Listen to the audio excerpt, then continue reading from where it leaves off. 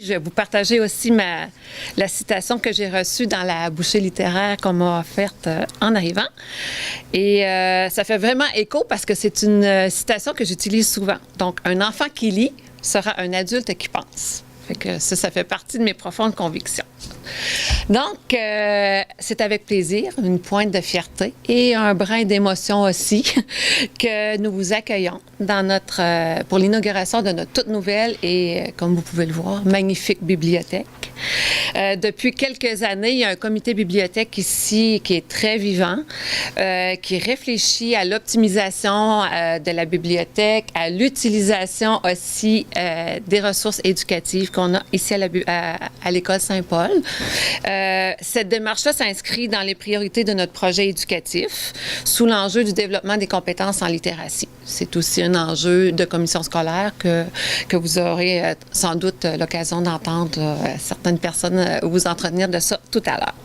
Nous voulions créer un lieu qui ne soit pas simplement un comptoir de location ou de prêt de livres.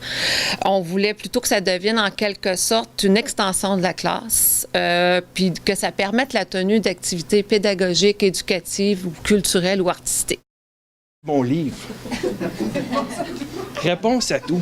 Ça, c'est un livre, là, que je conserve religieusement depuis 25 ans. Il est vieux.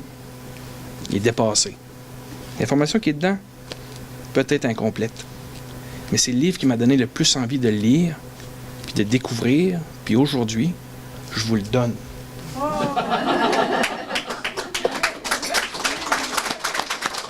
C'est une grande joie pour moi d'assister à l'inauguration de cette magnifique bibliothèque. Donc, c'est vraiment beau. Toute la conception, les lieux, le mobilier, comme disait Nathalie, qui est vraiment... qui peut se transformer. Donc, je suis certaine que je ne suis pas la seule si je me fie aux élèves qui s'activent comme des petites abeilles depuis le début. Je vous remercie de votre accueil très original, des petites bouchées littéraires. Hein, c'était quand même très original. Et vous avez raison d'être fiers parce qu'une bibliothèque scolaire comme la vôtre, c'est un lieu très inspirant pour apprendre. Parce qu'on sait qu'en début de primaire, on apprend à lire et par la suite, on lit pour apprendre.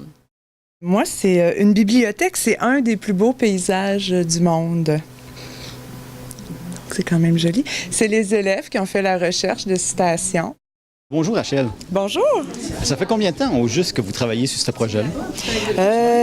Pour ma part, je voudrais que ça fait déjà 2 ans que c'est entamé, parce qu'avant même le début des travaux, il y a toute une phase de préparation du catalogue informatisé de la bibliothèque. Ouais. Puis, y a-t-il des besoins au niveau des livres, des instruments? Y a-t-il des choses que vous aurez besoin que les gens ils pourraient vous emmener? Les dons en bibliothèque sont souvent bienvenus, en fait. Donc, les gens qui ont des livres en bon état et puis qui veulent les donner aux bibliothèques sont invités à le faire. Bien, après, les bibliothèques, ce qu'ils font, c'est qu'ils analysent les documents, voir si ça correspond aux lignes directrices du développement des collections dans la bibliothèque. Et puis, parfois, ils vont utiliser ces dons-là pour des ventes de livres, par exemple. Alors là, ça leur permet, si c'est des livres qu'ils ne peuvent pas intégrer dans la collection, comme ici, c'est une bibliothèque scolaire primaire.